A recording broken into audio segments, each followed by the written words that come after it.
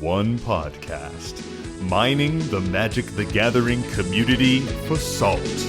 This is the Howling Salt Mine. It's the Howling Salt Mine. The Howling Salt Mine. Well, welcome back, everyone, to another episode of the Howling Salt Mine podcast, the podcast where we delve into those salty minds of the Magic the Gathering community, find the salty stories, the salty posts that we love, put them in our mind cart, and bring them right back up to you, our dear prospectors listening at home. As always, I'm your host, Sam, and I'm joined today by my singular co-host, Tony. Say hey, Tony. What up, what up, what up? What up, what up, what up? Indeed. It's a Gremlin Boys episode. Mike's not here. It's the Gremlin Boys. Gremlin Boys. Gremlin Boys in the mine. Gremlins. We were texting about this, but we got to get some kind of like musical stinger in there. Yeah. It may already be in by the time I might be referring to what people just heard. You never know. If it is and you didn't hear me singing, it's not real. Or you just didn't get a recording to me because you live a busy life. One or the other. One or the other. But before we go any further, before we delve into this gremlin mind, you know we got to shout them out. Our nice tier members, and this week we have Alex Balex, Accidental TPK, Cream Bean, Dr. Black, and ZZ. Thank you for being so nice. We appreciate it. Thanks, boys. So Mike's not here this week. He is Yeah, fuck that vacationing guy. in Iceland. What a cool guy. Quite literally, because it's very cold there. Is it cold there? Yeah, he said it's actually not that cold. It's just like always in the 30s. Oh, So it's I just mean, kinda that's like pretty wintertime. fucking cold. That's like Yeah, it's about unpleasant. as cold as, it was colder 2 weeks ago here. I guess that's true, but like, whatever. Fuck that shit. He's seeing the Northern Lights. He's like eating fermented fish or whatever crazy Fucking shit shark, they get up right? to up there. Yeah, the stinky fermented shark that makes you throw up. Yeah. If he didn't throw up, it wasn't real. You know what is stinky that doesn't make me throw up and I love to eat? Blue cheese? Yeah, dude, fucking fancy cheese. Oh, dude. So, like a couple weekends back, I was hanging out with friends and we were doing like a Friendsgiving, a very belated Friendsgiving. So, really, it was Hell like yeah. an early Friends Christmas, call it. Yeah. But we did it like takeout theme. So, everybody brings takeout of some variety. Oh, that's cool. And it could be I like whatever that. you like want. And so I brought Appies and I went to a place called Wine and Cheese Cask in, I think it might technically be in Somerville, but it might be in Cambridge. I don't know. Sick. But it's just like a cool little shop.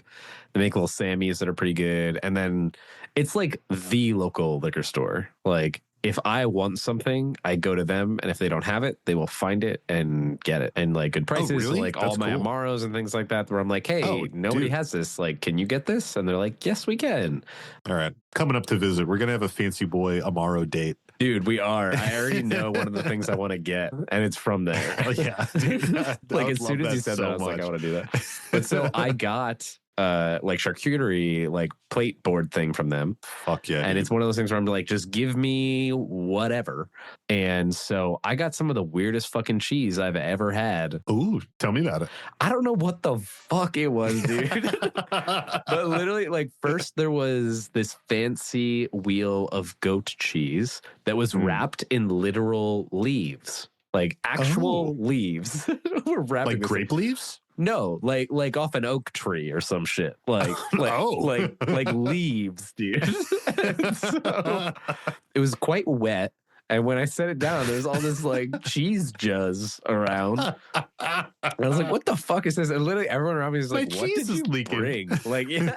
I was like, I don't Who know. brought the wet cheese? It's like when you give them free reign, they probably in part pick the things that never get picked. Yeah.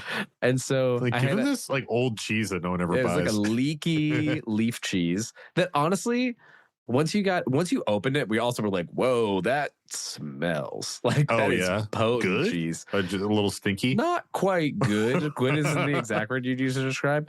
But then you ate it and you're like, honestly, it just tastes like a goat cheese, maybe like a little bit more Yeah. potent. But then I opened this other fucking cheese and like, I'll never forget the smell. Like, I don't even know what the hell it was. And like I stuck it in my friend's face for them to smell, and they're like, "Oh, like what is it?" Like it was some fucking soft cheese. It was cow's milk, I believe. No lies, it might have been sheep. It might have been sheep's milk. Yeah. But it was fucking nasty. And it was the whatever the like rind was on it. That's where all of the nastiness lived. Oh, but yeah, it that's where just the stink lives. Dude, I'm telling you, this was the nastiest cheese I think I've ever had. Did it taste good? No, literally, No. all of us were like, what the fuck is wrong with it? And then I think there was That's one so other cheese funny, that was dude. just like benign and fine. But the whole room smelled like the cheese. I was like, what have I done? That's so amazing. So my parents are big like Francophiles. They love France. They go all the time. It's like their place. If Is they that a can ever fucking get a thing, big vacation, they Francophile? go to. Yeah, I think so. Francophile. You shouldn't just make that up right now. I'm pretty sure that's a thing. Just get in the checking. comments, folks. I'm pretty sure it's The a people thing. at home are loving it, you know? Yeah. The So, Francophiles at home. The Francophiles, add us in the Francophiles in Discord Paris are loving when it. You fucking Yeah. listen to this. I don't know if we have any French patrons, but maybe, who knows. So anyways, they love France. And of course, France has amazing cheese. So they always score this crazy cheese. Whenever they come back, they'll bring it to like parties and stuff like that, or they'll source it locally and Or like a specific whatnot. cheese. Just like these fancy kind of like, they're funky. It's exactly as you described, like a really soft cheese, like a brie texture, sometimes almost like liquidy, where like you crack open the rind and it like just pours out like fucking This Velveeta. sounds so similar to the cheese that I had, but nothing about it was pleasant. And it reeks. It fucking reeks. It smells like roadkill. It smells like a hot corpse. In Dude, a I think I car. had that cheese. I think I found it. But there's something funky about it that I really, really enjoy. It's so good. But you like, would've liked the this one 'cause funk is wild. Yeah, I think I would have loved it. It was a beer soaked rind of some variety. Like it was, That I don't sounds know, even dude. better. But yeah, I love that crazy stinky cheese, man. But my wife and I, for New Year's Eve, did a charcuterie board. And I'm glad you went right there because you fucking, this is Gremlin Boys, like brain connection. This is exactly what I wanted to talk about was cheese and charcuterie. And we did a charcuterie board. And for Christmas, there's this place in Providence called Stock. And it is like a kind of like a fancy cooking supply place. Not even fancy, just like very authentic. Like you're not going to get weird random plastic utensils. Everything's like wood or steel, super high quality. Like you can get like $1,000 knives there. You can bring your knives there to get sharpened. You can get all kinds of cast iron, carbon steel sort of stuff. So she bought me a ton of shit since I do all the cooking for the most part, you know, life of a house husband, baby. she bought you many outfits to wear while cooking. I mean, a little bit. But she bought me a bunch of like awesome please. stuff. Dude, she bought me a bunch of awesome stuff to cook with. And in addition to that, they had a selection of olives there. Ooh. Really, really nice, high quality olives and really nice tinned fish. I don't know if you get down with tinned fish. Like when it's good, yeah. Olives, tinned fish, those are two exact things where it's like you can easily have shitty ones and like be very turned off from them. Oh, yeah. A bad olive is repugnant. Yeah, I used to think that I hated olives until I Same. had good olives, and I was like, oh no, I'm a twat, and I only like good olives. Dude, Like- yeah, I'm the exact same way. I was like, my whole life I would be picking olives off of shit because generally the only olives I were getting were like the black shitty little black sliced ones from a can that are on like a shitty pizza. Yeah. And I would pick them off, right? Yeah. And then I was in like Florida for vacation with my parents, like, I don't know, 4 years ago or something. And we were just chilling before we went out to go eat. And my mom just put out some olives and I was so hungry that I ate one. And it was just like, my eyes were opened. I was like, oh my God. It's like so This is an briny olive? and like the oil flavor and like a little bit of funk. It's like, this is Man, amazing. that or a fresh green olive, like holy fuck. Oh, that dude. shit's good. Yeah. It's But you insane. can't, like, we don't have that here. Like, you don't get olives in fucking Yeah. Massachusetts. Like, we don't grow olives fresh, you know? Like, Certainly not. when I was in Italy and they're fucking falling off the goddamn trees, I was like, yeah, Oh, like, yeah. I'm going to eat that Snag 'em. shit. But dude, these olives I got, I got three jars. One was like a Bloody Mary olive, which is good. The flavor is fully in the brine, though. You know, it's like peppery and spicy and kind of stuff like that. Yeah. But these other two ones were dry olives, so they aren't in a brine, but they're fermented. So they almost sit in a jar like kimchi or sauerkraut or something like that, but brineless, right? Yeah. And man, just the funk and the flavor was so amazing. So on New Year's Eve, we're just digging into olives. I busted open the tinned fish. We got this octopus from Spain that was preserved in Spanish olive oil. That was fucking the highlight. We both took a bite and we were like, oh my God, and just like housed it. And then a really nice block of cheddar and a really nice block of brie. And dude, it was such a fun, and you know, we had like a little bit of champagne. Evelyn was really hard to put to bed that night, so it was like a nice reward. So after we gave that her too. some champagne too. Next thing we know, she's out, and we can have a good time. We packed our ears with cheese, so we didn't have to listen to her crying. No, but it was like a nice little reward when we were done. But like the bad part about having a charcuterie board is that you usually don't eat all of the charcuterie, especially when there's just two people. And since I'm a stay-at-home husband, every day there's just been a little rat boy time where I'm just like, I'm just going to munch on my cheese. And every single day I pop out the blocks of cheese and I just like, I have like 10 minutes to myself and I'm just housing cheese and crackers. And then, like, you know, later on, I'm like, I feel like this? fucking shit. Like I feel so bad. And it's like, yeah, because I'm just living on rat time. I'm just a little mousy man. You just gotta instead have no self-control and eat it all that first night, and then you don't have to do it for days. So you just feel really bad the one night. And that's usually how I operate. I almost did. Like I literally almost did, but I stopped myself. I've discovered that champagne at the start of a meal is like really pleasant. Like, oh yeah, it one is. little glass of something bubbly to like bubbly and light. kick off the. It just like it gets you in the mood. It's like it's great. I was at some twatty restaurant and like this person gave us champagne to start it off, and they're like, just to cleanse your palate, get you ready for the evening. And I had it, and I was like, bruh, that's exactly what it did. Now I want to do this every time I fucking go out to eat. Yeah, there's a fancy spot in Providence that my wife and I go to whenever we have like birthday celebrations, and we have a few hours to ourselves to eat because it's like multiple courses. Yeah. And whenever you tell them that it's a celebration, you sit down and there's already champagne and you're like, fuck yeah. Hell yeah. My parents are really into Clicquot, which is like a super fancy French champagne. I guess all champagne is French, but because they're Franconians, Francolites, Francophiles. Franconians. I was close. I was basically there. I'm lucky because I get to drink a lot of it because they're always just like busting it out. They're like, hey, like it's Christmas. Let's all have, you know, some nice champagne and eat like shrimp cocktail and shit. And I'm like, or like pate. I'm like, hell yeah, dude. Yeah, you're like, don't have to convince me. Yeah, like I'm down. I don't love champagne, but like I definitely will drink free champagne every time. I mean, who won't? It's like, I think I'm similar. I don't want to drink a lot of it, but I realize that nice champagne to start off an evening does exactly that. It does the job that I think it actually was designed for. Yeah, literally makes you feel like a fancy boy before you get into the cheese. Yeah, before you just fucking, you know, balls deep in some meat and cheese and fucking olives and shit. Before I'm just packing my body with salt from olives, salt from cheese, salt from crackers, and salt from cured meats, and salt from tinned fish.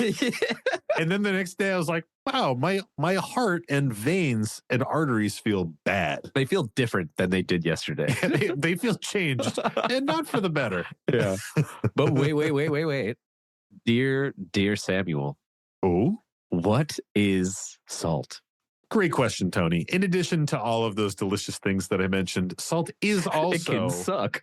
a Magic the Gathering terminology, or really any game you can use this term. Any game where you're going to get frustrated, a little irritated, a little grumpy, a little salty. Can I tell you, whenever I talk to somebody who doesn't play Magic or even board games necessarily about this podcast, and I say it's about salt, I never define it. And they always fucking ask me what salt is. I'm like, get on the internet. I don't know what to tell you. Like, why gotta explain It this is a every common time? term. Yeah, it's a very common I term feel like of it's just pretty people getting fucking irritated. common. Yeah, I was just like, why do I always gotta explain this? Like, Yeah, you're like, I'm the one who's supposed to ask that, not you. I was like, I'm not paid. I just ask about it. Yeah, I don't answer it. I don't define it. Yeah, Listen to the I fucking don't fucking answer podcast. this shit. Listen to the podcast. Only 15 or 20 minutes in, you will hear the definition. Depending after on how you much hear us shit we have to talk some about, random it could be bullshit. 5 minutes in or it could be 20 minutes in. You know, like Yeah, literally. depends on the vibe of the day. Yeah, so Salt is getting pub stomped. Maybe you take a really long turn and you're feeling a little self-conscious. You're getting the sweats because all the eyes are on you, and you can feel people getting bored, and maybe you're having a bad experience at the LGS. You know, there's tons of different types of salt out there, and we talk about all of them so that we can learn from them and hopefully not be salty in a future game of Magic the Gathering. As we like to say, it's an edumagicational show. Fuck yeah. Fuck yeah. Indeed. Indeed. I don't know that the indeed is needed on that one, on the response to. Yeah, indeed. I think you're right. Indeed. All right. Well, let's jump in on some salt here, Tony. I'm going to search in our little bag of tricks here. All right. So this first one comes to us from our buddy, Prison Bob. Prison Bob? Prison Bob. Like someone named Bob who's in the prison. Or someone who's in a prison and got a haircut and it was a Bob. Because that's where my new went. Prison Bob. And this post is titled "A Tale of Two Tarrasques."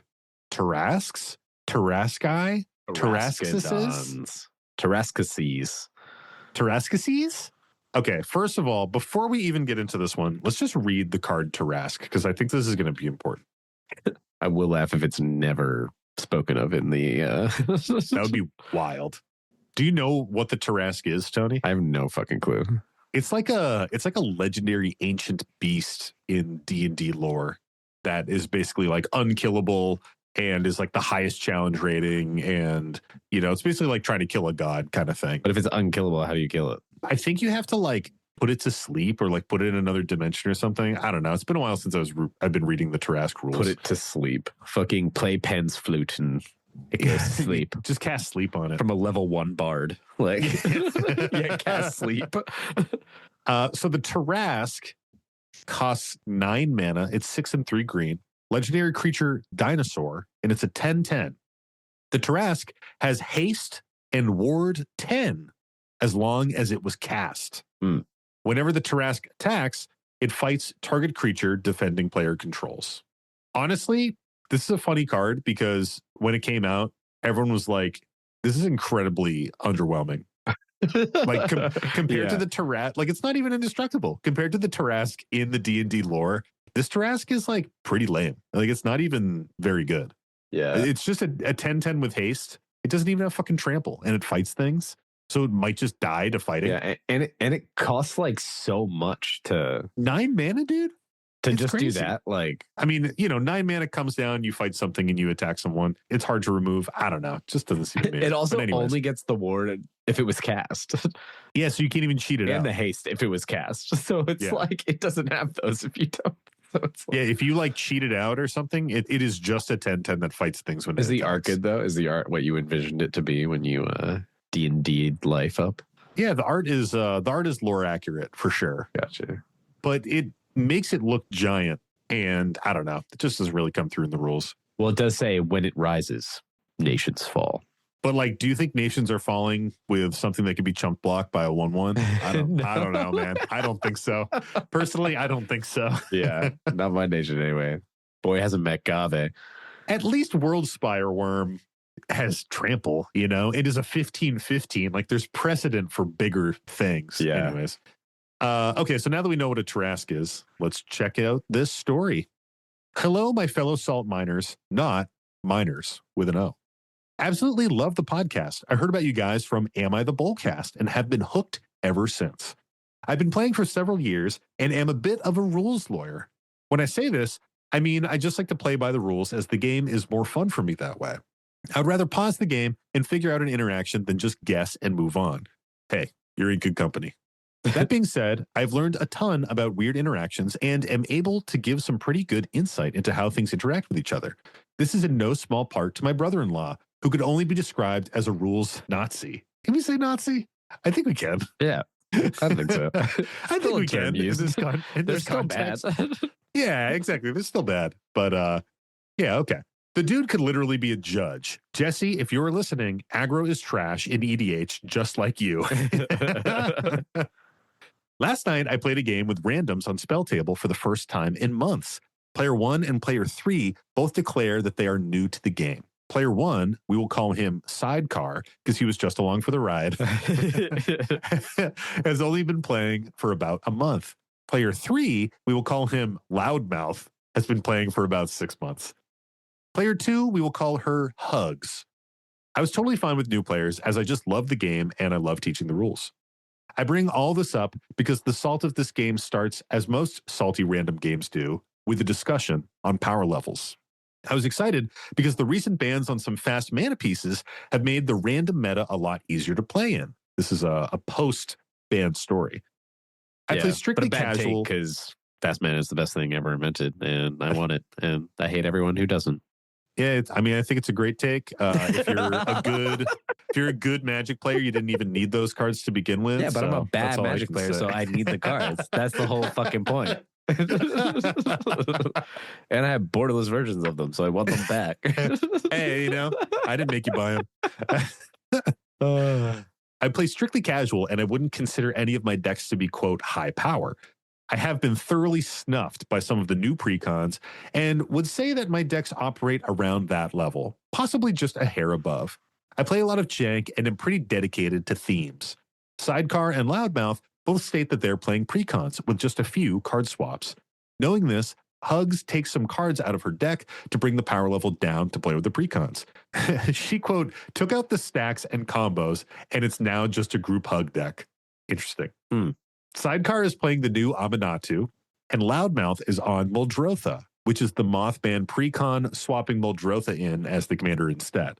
I originally wanted to play my new Rubinia Voltron deck, but I felt that it wouldn't be very fun for new people to play against.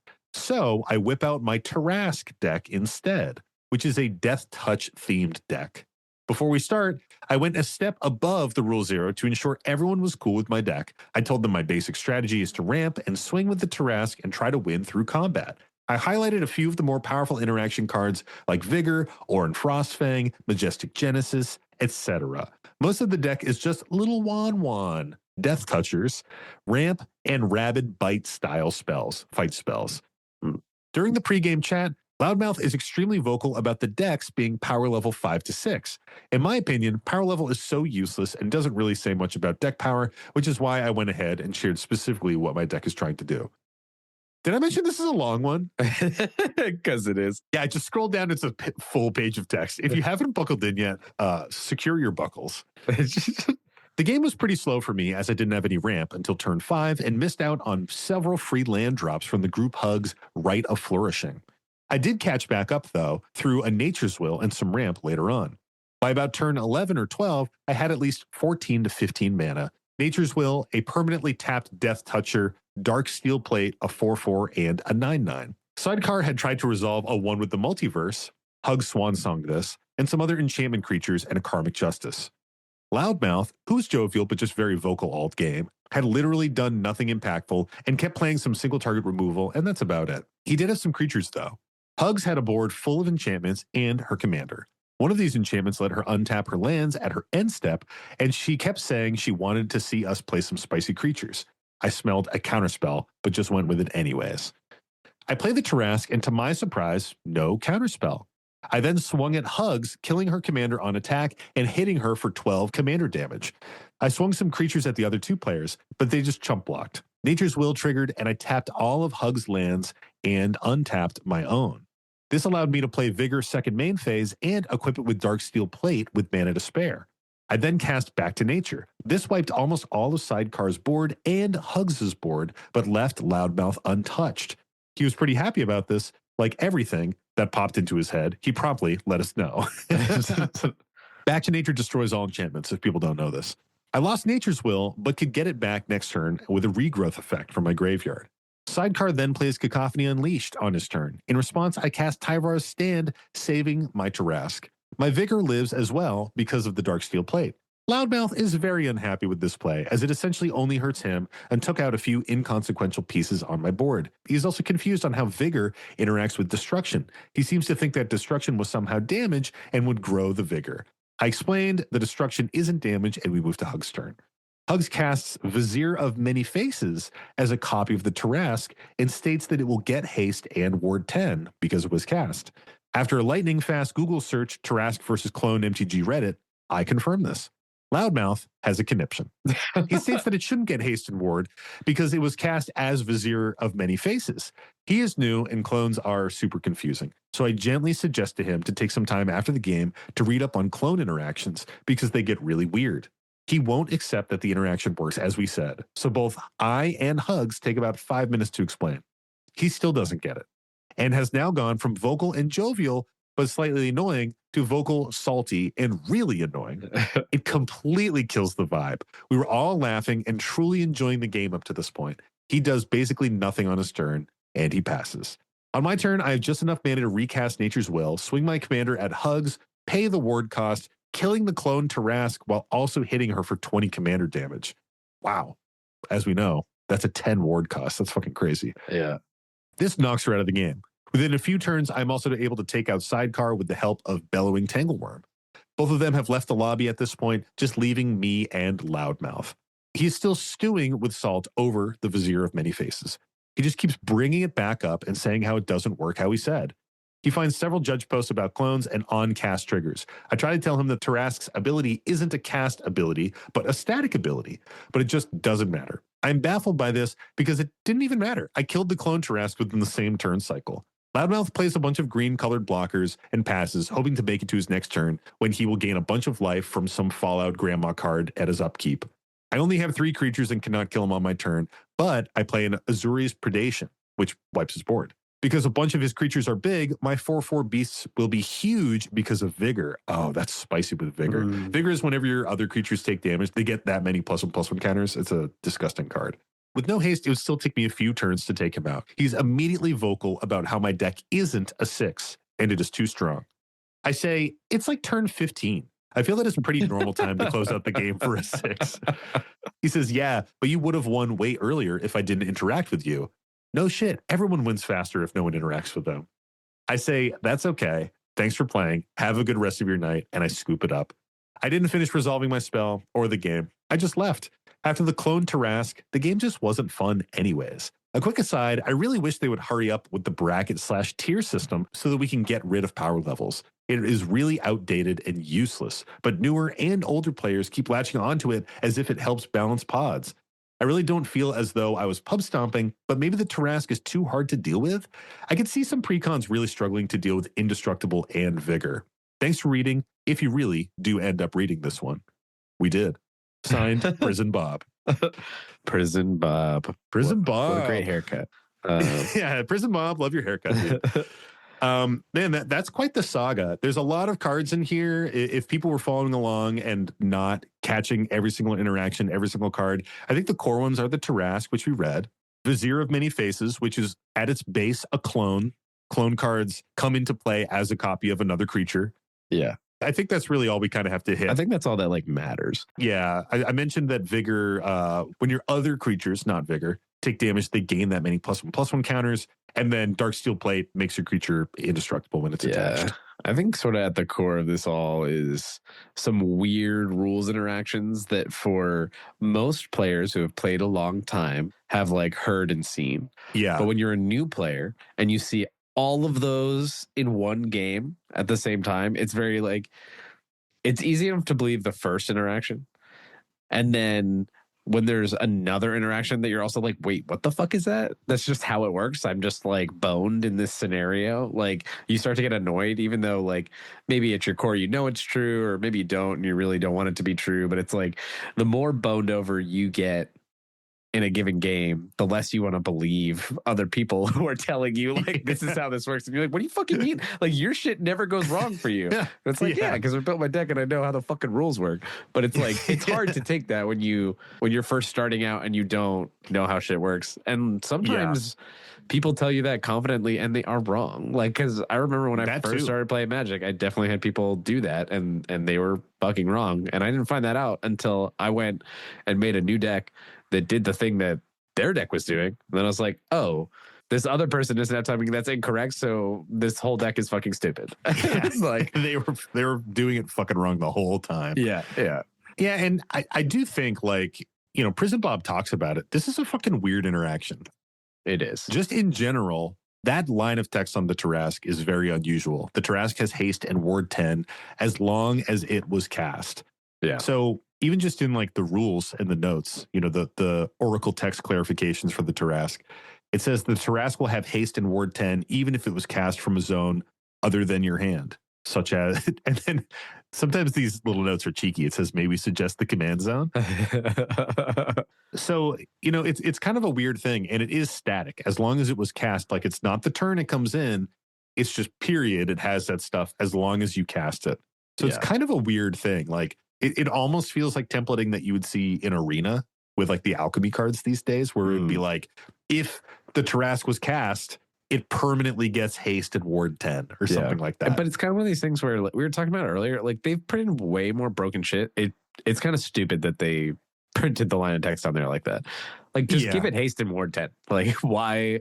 Yeah, just let us cheat it into play. Yeah, like, it's not even that good. Like, we were talking about how it's not even very good. It's not insane. Like, you just made a card more confusing that allowed for this interaction for other people to have. Because why? Because fucking why? Yeah, I guess because they wanted to nerf cheating it in or something. Like, maybe there was something in standard where it was too powerful at the time. But so this is an interaction that I'm actually familiar with a different card. So I recently built my Too Many Minds deck, which is my deck that's all about, it is a Myojin of Cryptic Dreams combo where I make infinite copies of Howling Mine and win by passing the turn. And this originally started, I don't know if I've talked about it on the podcast yet, but this originally started as a Myojin of Cryptic Dreams deck where Myojin was at the helm. Now it has Momir Vig at the helm because it's just a little bit better. But Myojin of Cryptic Dreams costs 8 mana, 5 and 3 blue. Myojin of Cryptic Dreams enters the battlefield with an indestructible counter on it if you cast it from your hand. And then you can remove an indestructible counter from it and copy target permanent spell you control 3 times. So the whole combo is that you get infinite indestructible counters on it, cast your Howling Mine, make infinite copies, pass the turn, right? So with my original build, with Myojin in the command zone, what you have to do to make it work is cast the Myojin from your command zone. It won't get the indestructible counter. And then you cast a clone from your hand and you clone the Myojin. And since you cast the clone from your hand, it does get the indestructible counter because it picks up that ability as it's copying the Myojin. So it's a weird interaction. Like, you wouldn't think that it works that way, but because it's not a cast trigger, like this is something that Prison Bob was talking about. If it said, like, as you cast the Tarrasque, give it such and such, then you would need to be casting a Tarrasque card. Yeah. But it's not. It's something that happens as it's coming into play and checks to see if it was cast. It doesn't check to see if it was cast as a Tarrasque or cast as a Vizier of Many Faces or whatever the fuck it is. So it's just a strange interaction here. Like, I get why it would seem off. Yeah. I will say, though, there was like a fleeting moment that was in the story. As you read it, it came to my mind where they were like, your deck doesn't feel like a 5/6. Yeah. And at first I was like, you know what? That does feel kind of right because you've got fucking Vigor in there and all this other shit. But then I immediately thought to myself, well, wait. Earlier he said they were on turn fucking 14 or some shit. Exactly. So like, and then instantly he was like, it's turn 15. What do you mean? And so it's like, that was the other thing for me personally when I heard this. I was like, this isn't my personal kind of Magic. I don't want to play games to turn like 15. Same, dude. I definitely agree with the whole like power level thing. To be honest, I just don't use it. Some people have talked about the bracket system. Maybe miraculously they will come up with some grand thing. to be honest, I'm skeptical and highly doubtful that that'll happen. And that doesn't mean I'm not going to try it. That means that same. I don't think they will be successful. But if they are, I would be very happy and that'd be cool. And I will try whatever they have and bring to bear. But like, I don't think that that's going to fix anything. And I'm just going to kind of keep doing what I do and try and suss out for myself where I think the other decks are at before we start playing. So I grab something of the like appropriate level. Yeah. I think Prison Bob had the right idea here of being like, I don't even think power level is useful, which is why I go above and beyond talking about what my deck does and all this kind of stuff. And that's really what you should do. Because, I mean, he's right. Like, not only is power level flawed because it's going to, one person's 7 is another person's 8, right? Yep. I find that in most situations, at least for me, power level mismatches aren't causing issues in the pregame. They're causing it in the post game, where someone is using power level mismatch as like an excuse for what went wrong in the game. And it's kind of similar to this, where it's like, oh, well, I thought we were doing 6s and you played an 8, and that's why I didn't do anything this game. And it's like, you know, maybe, but also variance is a thing. And like, maybe my deck just got a really crazy draw and circumstance happened and I just did really well. And maybe your deck got a really shit draw, you know? Yeah, it's so crazy that I popped off on turn fucking 15. Yeah, dude. It's a turn 15 combo deck. It's fucking crazy. Azuri's Predation and Vigor. Yeah, I think insane. the real salt comes from, again, this like, you keep hearing of these new rules interactions that just feel like they bone you. Yeah. It's like, this just doesn't help me in this scenario. Not even that it doesn't help you, it like actively hurts you in some way and you're like, fuck this. I feel that way sometimes even now when it's a new rules interaction where I'm like, really?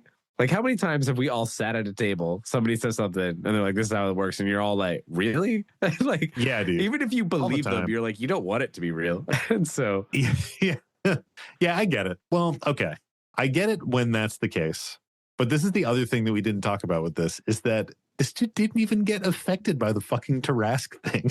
I guess. Loudmouth, the Tarrasque came out, and then it was immediately dealt with in the same turn cycle. It didn't even swing at Loudmouth. They were just mad that it even happened. It's like, it didn't affect you. If anything, it just ate up resources for other players, whether it was right or wrong. And, I mean, it is right, but like whether the interaction was right or wrong, it just ate up resources for other players. Like, why are you even mad about it, dude? Yeah, I don't know. That's how it be. What do we think about the salt rating here on this one? I think Prison Bob was right to scoop. This is the kind of salt where it's really like, I don't have time for this bullshit type salt. It's like, I'm not mad at what's happening, but I don't care to deal with it anymore. Yeah, it's just like unpleasant. I'm like, whatever, we were having a good game, a good time, and now we just aren't, so I'm out. Yeah, so what am I doing here? I'm just gonna, the other 2 people left the spell table lobby. I'm just gonna sit here and listen to you be mean to me because you didn't like how the game went. Because you don't like how rules work? Yeah, because your deck just is kind of doing nothing. Like, I'm sorry, dude. That fucking sucks. Also, I want to point out, you know, we talked about how Vigor is really strong. Vigor is in a precon. It's a precon card these days. Yeah, but precons are getting strong, so. But like, I think that goes back to Prison Bob's point about how he's like, you know, my decks are just a little bit stronger than a precon. It's like, I get that. We say that the precons can be, you know, more like 7s. So it sounds like you pumped some poor little losers trying to play a 5-6. So, and if you're a little bit above a precon, then that means you're a fucking dick. And you're power level 8. And you're pub stomping them. Gosh, like, what the fuck crazy, even dude. is a 5 or 6? I don't know, man. I don't think a 5 bad or 6s precon. Exist. Did you buy a precon and take out 10 good cards and put in 10 bad ones? Like, I agree. I firmly believe nothing at power level 4 or lower really exists with anybody who is like invested in EDH. Yeah. Like, if you bought a precon, then you don't have a 4. And if that's as weak as your decks get, then you don't have a 4. I don't think they're even 5s. Like, I was building 2s and 3s back in fucking college, man, with my Kiki Jiki mono red deck that was just all the chaff bulk red rares that I had. Yeah. Like, no ramp, no mana rocks. And I would just hard cast Kiki Jiki and be like, I have 2 dragons now. And that was even maybe like a power level 2 or 3. Yeah. Well, take me further. Take me deeper into the mine. Let's dip into our mine and do a little patron story here. So this one comes to us from our buddy Ramming Speed. And this story is titled, My Friend Took a 30-Minute Turn. Frowny face emoticon. Well, I was putting a smiley face. I was like, nice. It was probably me, and I probably didn't win. And the story goes, good morning, noon, or maybe even evening, prospectors and fellow dicklings. This weekend's mission to the LGS ended with a slight misting of salt. My friend and I made our pilgrimage to the LGS this weekend in hopes of jamming some games on a Sunday afternoon. We did the usual dance, buying some cards, sleeves, and perchance even some new dice before finding a pod to jam with. We landed in a pretty balanced pod, which was really nice and kind of a rarity. We got 2 pretty good games in before the salt showed its ugly face. I was playing my Togo Thrasios Landfall Rock deck. Ooh, that sounds fucking hot. My friend was playing his new Ulalek deck, a little Eldrazi action, which I usually like playing against. The third player was playing the Necrobloom Landfall/Dredge, and the first player in rotation was playing Magus Luca Kane, counters and X spells. I was the fourth player. Get fucked fourth player. I wasn't really doing much, but my friend and the Magus player, Magus or Magus, but my friend and the Magus player were getting off to a good start. The Magus player notably started building up an Animar, and my friend had a Sire Stagnation, just soaking value from the 2 landfall decks. Eventually, it gets to his turn, and with a Zuladoc in play, he casts an Emrakul, the world anew, stealing the Magus player's Animar and other permanents with huge amounts of counters on them, notably including a Nyxbloom Ancient for that triple mana, baby. Triple. Tony, we just talked about Emrakul, the world anew, with Amy when Amy was on. That's the Emrakul that steals one person's shit. He then proceeds to go into the tank, just thinking and shuffling his cards in hand and checking his deck list on his phone. After about 2 to 3 minutes of this, I take my phone out to check Clash of Clans, expecting it to be expecting to be in it for the long haul. I've seen him do this before, but he never takes more than about 3 minutes without taking a game action. The Necrobloom player gets up to go to the bathroom, and the Magus player goes to get some snacks from the front desk. He takes his first game action once everybody is back at the table, which was casting Emrakul, the Promised End, taking the Necrobloom player's turn. He casts a few more spells and draws some cards from his In Garruk's Wake and Temur Ascendancy. Finally, after taking about 10 minutes, he decides to go to the combat and deal about 25 damage to me after I chump with Togo, my only creature. A lot of the Magus player's creatures were tapped, so he couldn't kill everyone with just what he had on board. He then goes back into the tank for another 2-ish minutes. After tanking again, he somehow casts a Demonic Tutor from his graveyard. He casts a few more spells and does some burn damage somehow. I've started tuning out his game actions at this point. He then eventually casts a Rise of the Eldrazi to take an extra turn and win through combat. What makes me salty here is that I feel like the way he mechanically won was really cool. Stealing the Magus player's Animar for the cost reduction and casting a bunch of cool Eldrazi for free. However, the only thing I'm taking away from that game-winning turn was how long it took. I get that he's cascading and drawing and there are a lot of variables, but at what point is thinking that much relevant when it's going to be random anyways? What was in his hand at the beginning of that is a mystery, but it still annoys me with how much time he wasted just thinking. We stopped playing after we unceremoniously declared him the winner. Apologies for the long story. Dude, just wait till you hear that last one. I'm loving the podcast and have been learning a lot about salt. It really is an educational podcast. Stay salty, Ramming Speed. Okay, so we got a few things. We already know Emrakul, the world anew. We already know that is you gain control of all creatures target player controls. Emrakul, the Promised End, you cast it and you gain control of target opponent during that player's next turn. Then Rise of the Eldrazi, you destroy target permanent. Target player draws 4 cards, and you take an extra turn after this one. And Animar, of course, for all the +1/+1 counters on it, you get a cost reduction to your creatures by 1 mana, which is pretty hot for a deck that's mostly colorless creatures if you're doing Eldrazi. I'm pretty sure Ulalek is 5-color Eldrazi and cascades all your shit. I don't know, but I know that Zuladoc has Cascade on it because I actually recently played a bunch of CDH games. Shout out to Kyle from That's a Good Card podcast for hooking me up when I was out in Seattle. Hooking you up with some pub stomping, dude. I heard you fucking lost all day.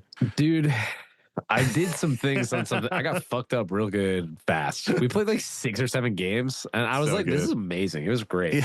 Like fast, but yeah. we played in a pot with like basically no blue ever. there was so like funny, really blue. It was fucking sick. I was like, this is great. It was literally, I was like, I should play with you guys more. Like, but yeah, Zuladoc does Cascade. Ulalek, oh my god, Ulalek Fused Atrocity. It's 5 mana. And it's split colorless colored mana, so it's technically a 5-color commander. Whenever you cast an Eldrazi spell, you can pay 2 colorless mana. If you do, copy all spells you control. Then copy all other activated and triggered abilities you control. You may choose new targets for the copies. So you already have something that's copying things. Then you have Zuladoc, which is cascading. You've just taken all of an opponent's creatures, which, like, I don't care how much you're paying attention to a game. If I take control of your entire board, I'm going to need to, like, process the cards a little bit. You know what I mean? Like, I'm going to have to, like, read and, like, figure out what the fuck's going on. So I do know what you mean, but I think that's part of the problem. Because do you actually need to fucking know? No. Like, is it going to benefit you majorly? Yes. But if you have a fucking extra turn card in your hand, like, come on, man, just fucking cast it and be done and just win. But I understand sometimes you stumble into it, blah, blah, blah, blah, blah. But like that, I do think that's the problem. When you start to get too much value and you don't fucking need it anymore and you're just like winning and there's really nothing that's going to stop you. Like, sure, there's a time to play optimally to like make sure you get the win. And there's a time to just fucking do shit and end it. And like, you can get blown out. Like somebody could have some cheeky little answer and it's like annoying. And if you had played super optimally and went through every single combination of thing you could have, like, sure, cool. But like, I lie in the realm of fuck that shit. Just play the guy, like end it. Like, yeah. If you see anything in the realm that's going to end it, just fucking do it now and stop. Cause like this shit gets so annoying so fast.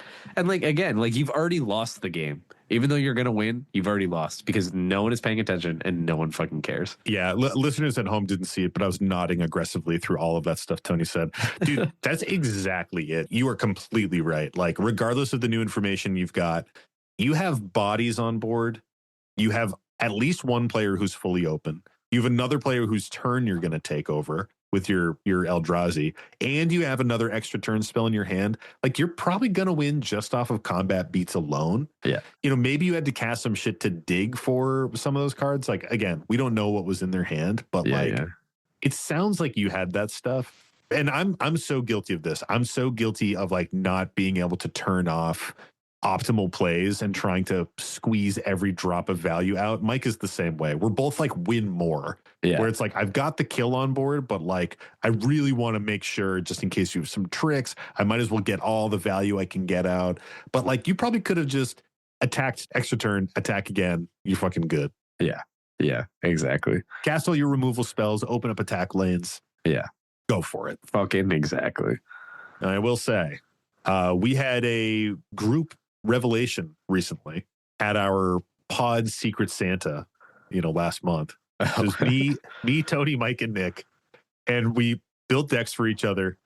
And we're all playing our brand new shiny decks. And pretty much every single game ends with like a 15-minute turn, like maybe a 10-minute, 15-minute turn. Yeah, they were all you. It was a fucking dude. Fuck off with that deck that you built, dude. Oh, but that was taking a 15-minute turn. That was taking a 15-minute turn every single on every person's turn. Fucking piece of shit with your sacrifice loops. Oh my god. My point is that the Salty Boys recently learned that we are all obsessed with manual storm decks. Yeah. Regardless of whether it's like sacrificing artifacts or doing a bunch of different triggers or cascading or flickering things over and over, manual storm of any kind, just like density of game actions is what makes all of our brains buzz really, really hard. And we just kind of had this moment where we're like, man, we're all just playing these decks that take so many fucking game actions. These are like the decks that we like to play. These are the decks that we like to build. But it's not the decks that we want to play against. Yeah. That's to me, it was very eye-opening where I was like, I love to do this myself, but like it is unpleasant to play against. But I love it so much, maybe I should just shut up, you know? Yeah. It's a hard place to be. I feel like a bit of a hypocrite because I don't want people to take long turns. I don't like having to endure a long turn, but oh baby, do I like to take a long turn.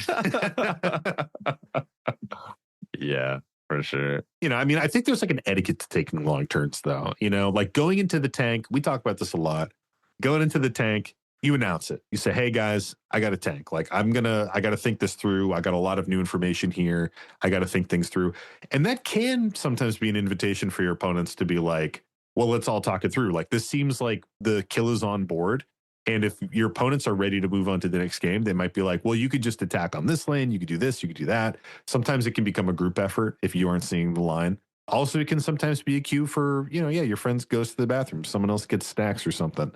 But I think like part of taking a long turn and going into the tank to plan out a long turn is like communicating that it's happening and then being very clean with your game actions when it is actually happening. Because sometimes when you're taking a lot of game actions, it can get like confusing for your opponents and they start to zone out like what was happening to ramming speed here. Yeah. It's not like you want to slow down and stretch it out, but you want to make sure like what you're doing is being absorbed by your opponents to some extent, you know? Even then, though, I feel like, again, to me, what I do in a lot of these scenarios is I accept that I will likely lose when I should win. The number of games where I start to have like shit happening and I'm like, I can see that everybody's starting to zone out and like they're not having a good time anymore. I'm like, okay, you know what? I'm just gonna do these things and I end it and then I pass a turn. You have done that a bunch of times. Yeah, it's just like I can see it happening and I'm like, I'm more concerned about the next game because I want there to be one. Yeah. I don't want to take all of the wind out of everyone's sails and have it be like, that's the last game. Like nobody wants to play anymore for the evening, not like ever again. But like that definitely happens. And so it's like we were fucking midday at that point. So I was like, I'm not gonna kill everybody's will to play. Like, and everybody does it, I think, different. So for me, I think it's optimized play versus just playing and like letting it get to somebody else's turn. And again, I know that I've lost quite a few games in my life, in my time. But you know what? I feel like I fucking won those because I don't give a shit. I like look back at those interactions and I'm like, yeah, did I lose the game overall? Sure. Was I fucking somehow doing what's that combo you like? What's the bag combo? Shadow bag? Was I doing like shadow bag combo-esque things without even having it? Like, yeah. Yeah, you got to put shadow bag in that deck, dude. Yeah, I'm just gonna build a shadow bag like dredge deck, I think. I should too, honestly. I'm so obsessed with it. It's like one of those things that I don't have. But yeah, I think you're right. And I've been in the same spot too, where I even mentioned it in the salt definition this week, where sometimes you get overwhelmed by the power and value. Well, yeah. So you get overwhelmed by the value, but sometimes when I take a long turn, I get overwhelmed by like the eyes on me. Oh, like I get overwhelmed by like knowing I'm taking up so much time, and especially when I'm not doing it clean and I'm fumbling, I start to get like kind of stressed out, and that's usually when I start to misplay. And eventually I'll just pass the turn or I just do things quickly just to get it done. And those are the moments where I wish I like stopped, took a beat and like executed the turn better. I mean, there is something to be said for just ending a game, but at the same time, like I think it's still good to take your time sometimes because it can be more interesting. Sometimes you just pass your turn and everyone's like, so you're not going to attack Nick, who's the fucking threat right now. And you're like, oh shit, well, and he's like, you already passed the turn? And we're like, fuck, you know? Because sometimes you get stressed out and you forget like the important shit that's going on. Sure, yeah. I see both sides for sure. Well, what do you think about the salt rating on this one? I mean, it's high, like, but it's not super high. I guess it's not high. I think this is pretty average salt. I think everybody has been in a game that goes on for too long. It's like when you're just waiting for food at a restaurant and it takes a really, really long time. And it gets there and it's a little too salty and you're like, I don't even care because it's just done. My wait is over. Yeah. I'm just going to fucking eat it. I don't give a shit. Yeah. I would agree with that. I think that's fair. Yep. Well, one last one to round her out. Let's round it. This one comes just from our buddy Arthur. Quote, he said it twice. Oh, that Arthur. Hey, what's up, dude? What Arthur? Do you remember that story where he like lost his cool playing against his I think he lost his cool playing against his wife and his kid, and his wife was like, what does that card do? And he was like, he said it twice. And it was like, oh my God. Oh man. I remember it, even if Tony doesn't, Arthur. I don't remember it. The vacant expression on my face says otherwise.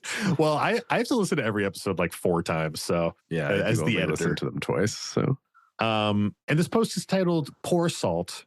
In parentheses, blue is a trash color. yeah. Well, at least the guy knows something. Wait, was it pour salt as in like pour people salt, or was it like pour salt as in pour that salt in my mouth? Pour as in like maybe you're pitying the salt. That's how I read it. Oh, Like pour salt, or maybe the salt has no money. Who knows? yeah. That's what I was like. We'll find pour out. fucking salt. Yeah, What a loser. like Oliver Twist or something. Oliva. Oliva. Hello, fellow mine engineers. Apologies in advance if the post is too long. Dude, it's pretty fucking short. You crushed it. Great job. This is actually average length, ideal length. So many people say this. Do they not listen to the show? Because I read a lot of long stories. well, I'm like that, but I'm also like, do people feel like some of them are long and they hate them or something, or like I don't understand. I don't know. I think it's just because sometimes I say buckle up because it's going to be long, and maybe they get self-conscious about that. But Gotcha. Well, you should continue to be self-conscious because we want them to be short. yeah, and we want them to be good. Like, be self-conscious about your writing because it's going to produce good results. Exactly. You know, the really long ones that are amazing to read, I can read those all day, dude. I don't give a shit.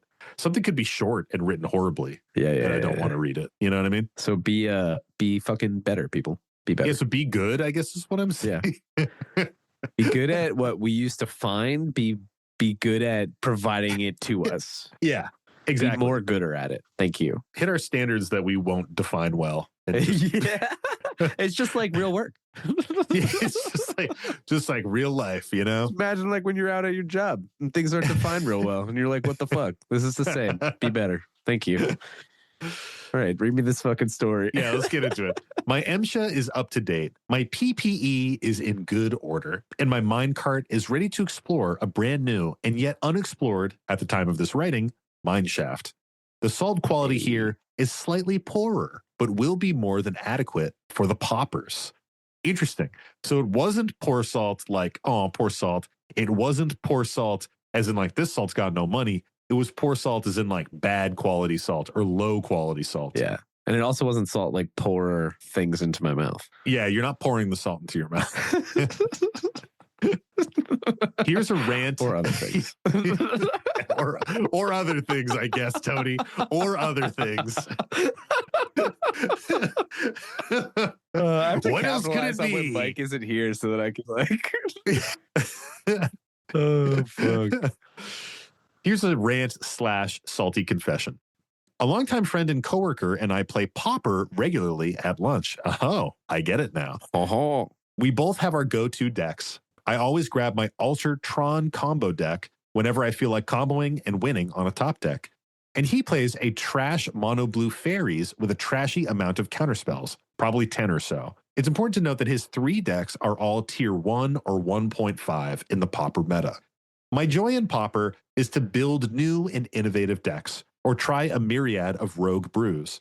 The cards are cheap enough that building multiple decks do not break the bank. My issue is that I'm always facing tier 1 decks from my opponent, Affinity, Trash Fairies, and Ponza. While I enjoy a challenge, and playing against strong decks gives me the chance to spot flaws in my decks, the novelty of losing regularly 4-0 and 5-0 becomes tiring quickly. I have a graveyard full of all the pauper decks I built, tested, and killed due to an extremely low win rate and an extremely high amount of salt.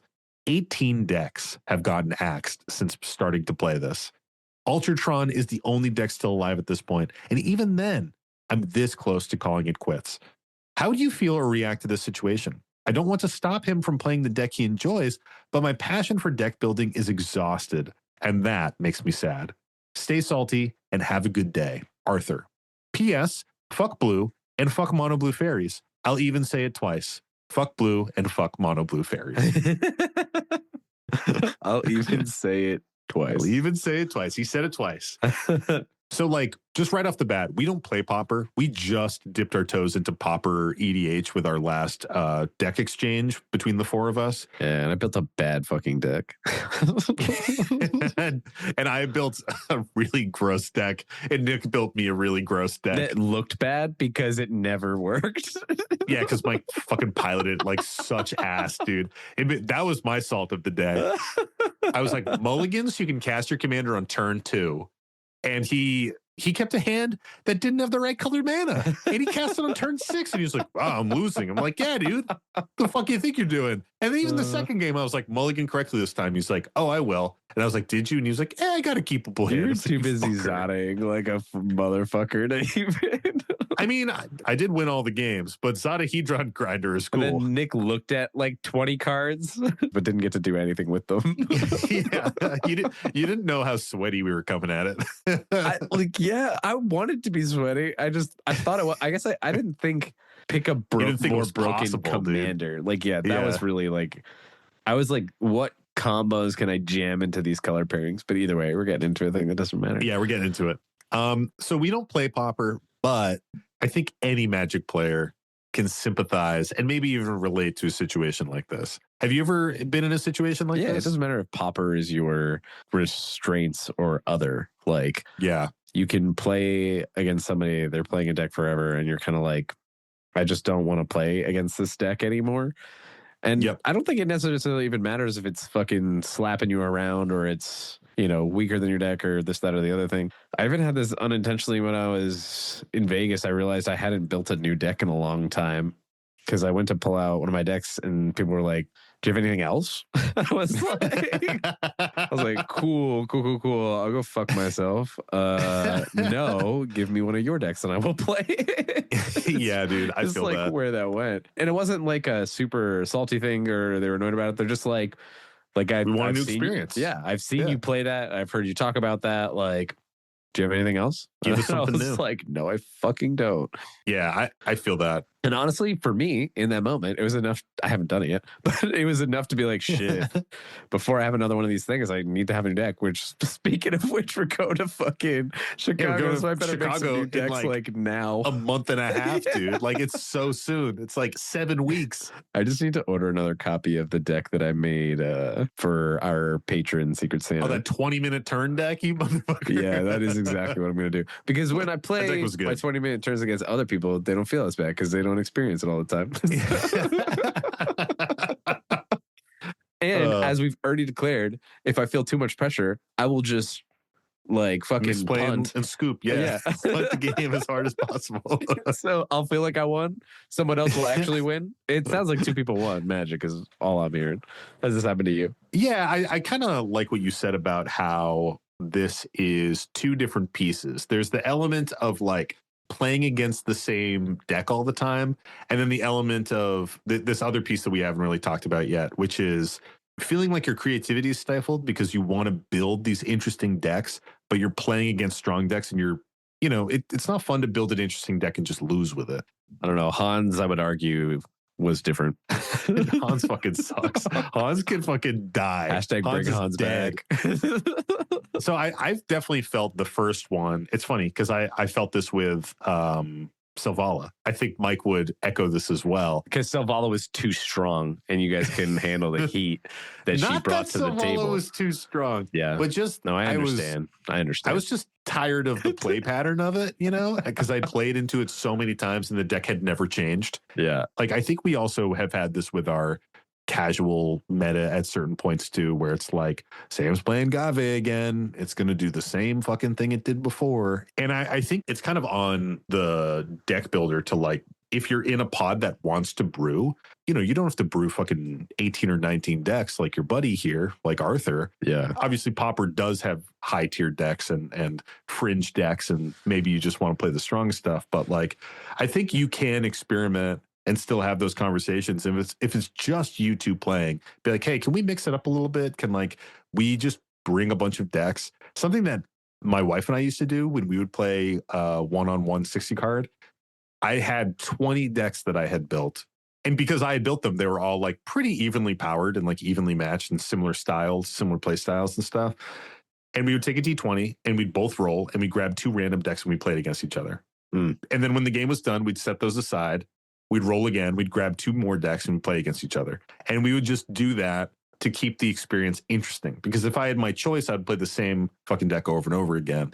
And it would just grind her into the ground every time you can. I play my burn deck, and that's not fun to play against. Yeah. I think there's stuff that could be done. Like I would probably want to talk to this person a little bit and be like, hey, can we kind of change how we do it? You can still play the strong stuff. Hell, I'll even bring some strong stuff to play, but let's like mix in some interesting, like fringier shit and have some more interesting matchups. Yeah. Yeah. I would definitely agree with all that. So what I guess, what do you think about the salt rating here on this? It just sounds so frustrating, man. Like you said that this is a rant and a salty confessional. It just feels like kind of a bummer. I feel like you just got to say something. Yeah, you got to just talk about like, it.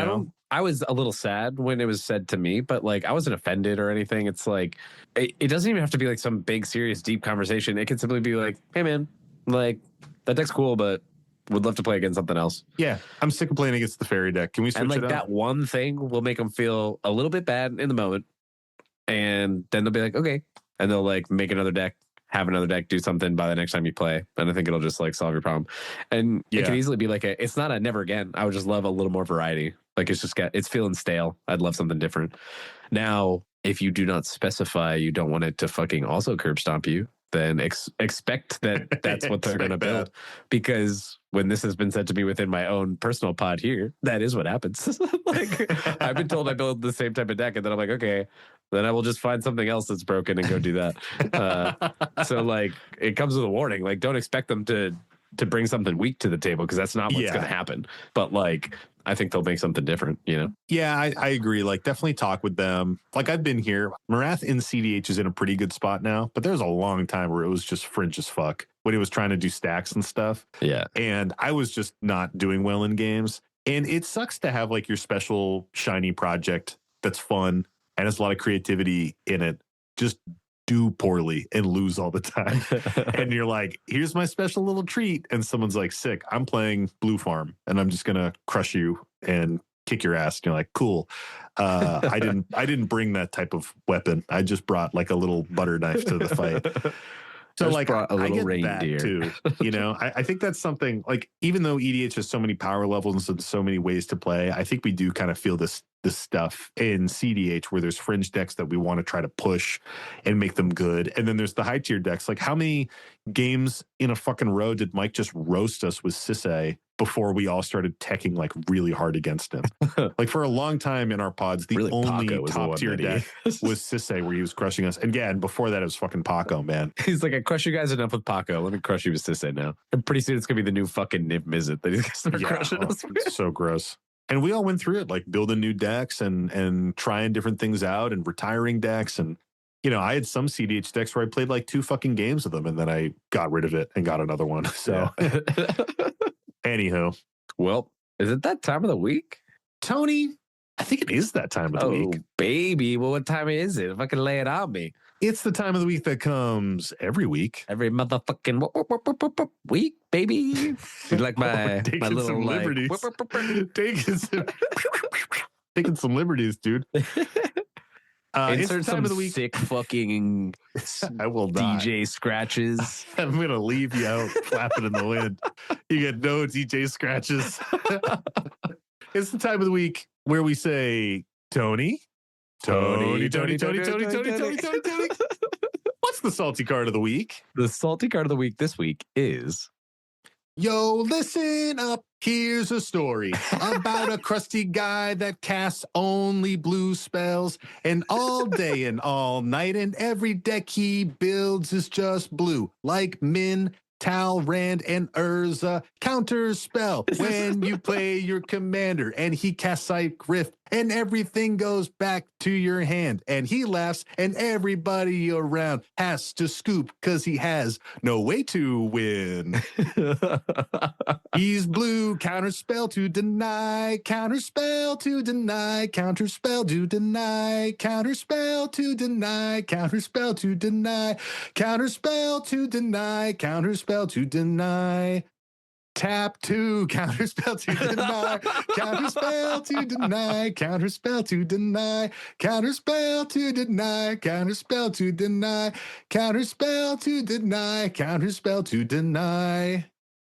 How about that? Nice. That was fucking like, good. You like that? I did. That's a fucking like throwback, one, dude. I did like that one. So that's Blue from Eiffel 65. Is that who that is? Yeah, Eiffel 65, baby. The amount of times I made up the words to that were so high, like in my life. Did you think it was if I was green, I would die? At some point in my life, yeah. Those are definitely the lyrics I use. And I don't know if that's the actual words, but blue, daben dee, daben die. Are those actual words? Or is that also a made up thing that I do? Yeah, it's dabba dee, dabba die. Okay, so sick. just before we really process this one, this was a request from Serotinus Sequoia. Thanks, dude. I appreciate that. And before we process this one, you mean the deeply intellectual lyrics of this song, or you mean the salty card of the week? The intellectual lyrics of the song. You know, Eiffel 65 was really cutting to the core of what it means to be human. In this essay, I will. Yeah, I've already decided I don't want that. Well, thanks, Sam, for that lovely salty song. Thanks, Tony. And the salty card of the week is Mana Barbs. Mana Barbs. Have we not done Mana Barbs? Not according to the sheet. I fucking control. I assume the sheet is right. So. I assume it's right. Yeah. Fuck yeah, Mana Barbs, dude. Hell yeah. Hell yeah. So Mana Barbs, 3 and a red for an enchantment. Whenever a player taps a land for mana, Mana Barbs deals 1 damage to that player. I don't know why people say a double-edged sword is bad. It's a sword with 2 edges. Who says that? Kamal, Pit Fighter. Wow. Kamal. He's so crazy. He loves a sword. That dude fucking loves a sword. That dude fucking loves a sword. It's, say what you will about Kamal. He loves a sword. He gets down with it.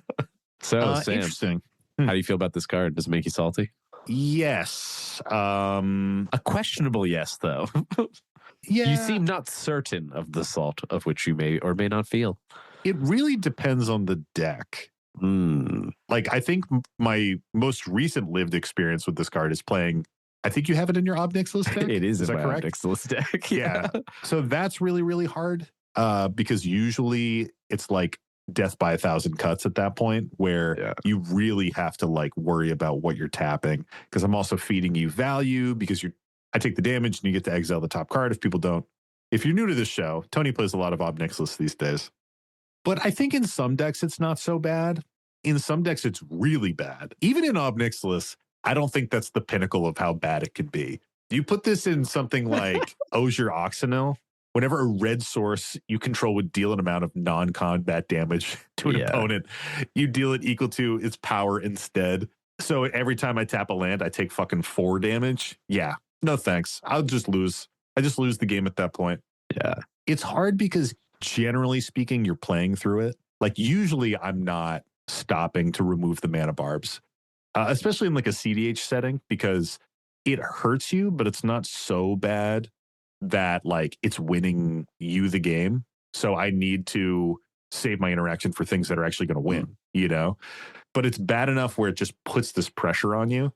And even if you wanted to remove it, you got to take damage to remove it. It's just one of those things that like hurts you no matter how you're playing the game, because you need to tap your lands at a certain point. Like you can get by with rocks, you can get by with mana dorks, but usually not exclusively. Generally speaking, there's still some shit going on with your lands and you're just going to take damage from it. So I think in most cases it's pretty annoying. And then in certain decks, it's just very salty. But it's a pretty cool effect overall, though. How do you feel about this? Dude, I fucking love this card. How do you feel about playing against it? This is one of the few where I still don't feel salty when I play against it because I just like it. I think it drives the key to making Tony not salty about a stacks piece is get you to fall in love with a deck that plays it, and then it's not that. It's that what I love about it is that it stacks that doesn't slow the game down. Yeah, it speeds it up. Accelerates the game. Yeah. And so that's why I'm very like, I like this card because it does exactly that. There's nothing I love more than putting a mana barbs on the stack and the stupid fucking blue player has to think about whether they want to counter it or not. I think it is the right choice to counter it, is what I'll say. I think it can be. I think it depends on like what your personal win con is. Yeah. Like right now, I've played it and I've been pretty happy with it, to be honest, because like in a lot of scenarios, there's people who either want to loop a land and tap it to do like damage to folks. And it's like, well, guess what? You're also going to take damage. So it kind of removes a lot of infinite combo win things. Yeah, it definitely stops like Sisay with Mount Doom, if that's what you're referring to. No, it wasn't even that. It was Corvold like in lands? Corvold. Yeah, Corvold lands like does some shenanigans around that. And it makes people think. Like you lose more life than you'd think to it. Yeah. And so while it adds value for me for Ob, it also sort of changes how people think about the game. So to be honest, I just like this card. And like I don't think it should be on this list at all. The other instance that we usually play against this card is Nick's Mogus deck. Because again, it's one of those stacks pieces that, like you said, it doesn't slow the game, it speeds the game up, which I do like that. I will say it does make people tank a little bit because you have to be really careful about how you tap your mana. So you will probably see some turns slow down, but like the game is going to end sooner because people are just taking damage. I also do like that it is symmetrical, that you are not immune to taking the damage. Yeah. Any player. So so the person who plays it, they also got to take the damage, which is pretty nice as well. Yeah, I would agree. Yeah, I guess it's not that bad. But I think it has the potential to be very salty in the right deck. Oh, yeah, for sure. And to be honest with you, I think it is those ones where they're like pumping up the effect and making it bigger so that like Torbrand and I think shit most like people are playing it that way. Most people are not using it as, this like value engine that Opnixels uses it for.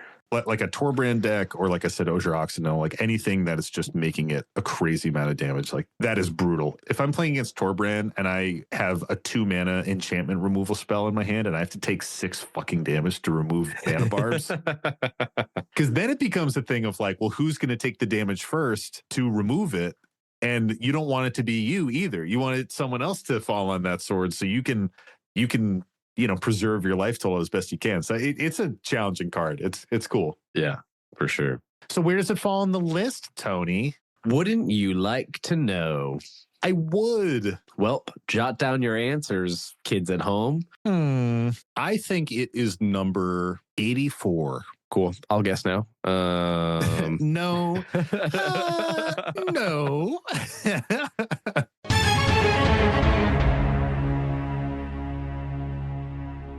Sam loses because he's far away from I'm closest. What was it? Do you want a second guess? I'm far away? You're far away. Maybe second guess. And if you get a dead on balls accurate, then you win. You're wrong. It's 233. 233? Oh my God. Yep. Very far down the list. A peek behind my logic. We had to pause and Tony had to count physically on the list to see where it landed. And based on the amount of time it took him to count is how I gauged my guess. Then why'd you say 84? I don't know. 1, 2, 3, 4, 5, 6, 7, 8, 9, And I talked in the middle and I fucked you up and you had to restart. I told you I counted twice. I only counted once because I didn't want you to use the amount of time that I counted as a factor. Yeah, that's how you fucked me up because you said you counted twice. So I was like, man, it must be a small number then. Fuck you. You cheated. How dare you? I just know my opponent. How dare you? You knew I was going to metagame and you were right. I knew you were going to try to. That's so funny. Yeah. Well, that makes sense. I mean, I don't know. How many decks is this in? Are people really playing this in a lot of lists? It is in 47,704 decks. What's the percentage on that? 2% of decks. Okay. That's pretty big. That's a pretty fairly substantial sizable amount. Yeah. For a card that I wouldn't expect it to be in that many. And what are the top commanders? Is it like what we were talking about, like Osier, Torbrand, Ogier, Yurlock, Obnixilis, Valgavoth. Yep. The new, like, also cares about that. Like and the then casual Obnix. Gearson Starn. Oh, Gearson Starn. Telemorph. Yeah, Gearson Starn makes all 1 damage pings into 3 damage. Yep. Fucking brutal, dude. And like Solfum's up there, Torbrand, like Mogus. It's all the expected suspects, you know. Yeah, that makes sense. Very cool. I dig it. Well, that's it for the salty card of the week. Thanks for playing. Salute. I salute you too, Tony. Thank you. And thanks, Tony. That was a great salty card. I'm glad that I was so spot on with my guess and definitely played with honor, you know, did my best to really suss out where that might be. Hot take, you didn't bring honor to us all. And thanks to all the prospectors out there for tuning into another episode of the Howling Salt Mine. You know we got to shout them out, our Salt Packet Plus tier. And this week we have Thoughtsmas Prime, Rothbox, Sire Speedy, Bobo Fett, Brandon Mousecop, Brimstone, Captain Cross, Elgo Fogel, Clearbrook, D. Beeson, Gilgamesh, Doug's Dad, Bark Bark, Pez, Swankub, The Quiet One, and Vok. Thank you all for the support. We really appreciate it. And thank you to everyone that hangs out with us every single week in the Howling Salt Mine. If you're looking for more Howling Salt Mine content, you know where to go. Our Patreon, patreon.com/Howling Salt Mine. It's where you can find the once a month extra salt episodes, the weekly, at this point, Stray Grain episodes. We're back on our bullshit. We just had another Off the Rails where Mike and I are talking about Pokemon TCG Pocket. We got a bunch of additional content on there, days and days of additional content. I think I feel pretty confident in saying, which is pretty dope. We've got a lot of good shit on there. Jump into the Discord, hang out with us, chat with us. We're talking spoilers. We're talking about CDH. We're talking about casual decks, spicy cards, combos, showing off our bling, showing off our pets, showing off our other passions. Showing off our fucking tattoos, baby. Showing off our tattoos. Just got a new one. Tony did just get a new one. It's very cool. It's so fucking good. Another way you can support the show is to send us your salty stories. These days, we love it if you send it on our Gmail, which is thehowlingsaltmine@gmail.com, or send it through our lovely website. We have a form on there that you can fill out. Send it on over to us, and that is at thehowlingsaltmine.com, or howlingsaltmine.com is also going to get you there. Also on our website, we have like links to our bonfire store where you can get our merchandise. Also in the show notes, you can check out our links for Dragon Shield sleeves where you can use our affiliate code at checkout on the Dragon Shield website to get a little bit of money off. And that code is Stay Salty, one word, all lowercase, Stay Salty at checkout. Get a little extra cash in your pocket and put some into ours. You know what I'm saying? You know what I'm saying? Hashtag sponsored. Hashtag sponsored. Also, our playmats over at Jank Mats. There's a bunch of different fun ways out there to support the Howling Salt Mine. Another thing you can do is give us a 5-star review in your favorite podcast app of choice, whether it's Spotify, Apple Podcasts, wherever, or, in fact, and perhaps I might just say instead of or, check us out on YouTube. Subscribe to our YouTube, like our videos, comment on them, all the engagement on YouTube, Spotify, social media, all that kind of shit is free advertising for us. It shows the crazy little robots that control our reality that we're good and more people should see our stuff. That's how the internet works, right? That's exactly how it works. Thank you. Mike is not here to refute it. It must be true. And you know we got to shout him out, our buddy Devin Burnett, for gifting us our beautiful podcast art. We love it. We rock it every week. You can get it on a t-shirt. And if you're ever in Asheville, North Carolina, hit him up and get a tattoo because he's a really cool guy. 10,000 subscribers are bust. Indeed. Thanks, Mike. Wow. Thanks for adding that boo in there. It was so believable. As always, folks, stay salty. And don't forget to draw an additional card during your draw step. It's the Howling Salt Mine.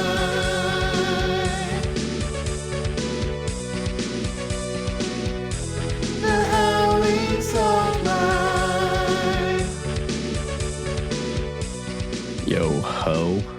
A bitch. What a bitch. bitch? What's up, you motherfucking bitch? What are you fucking little bitch boy? You fucking piece of shit.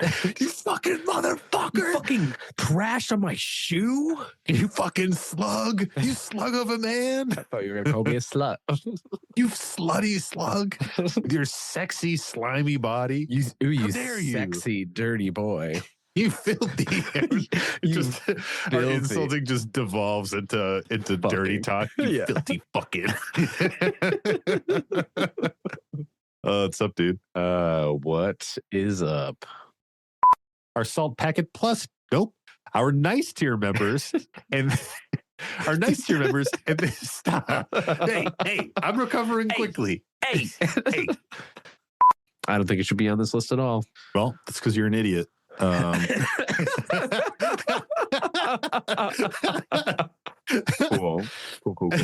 I'll just go fuck myself again. That's okay. fine. Thank you. Yeah, I appreciate that. That's where I was going next. So thank you.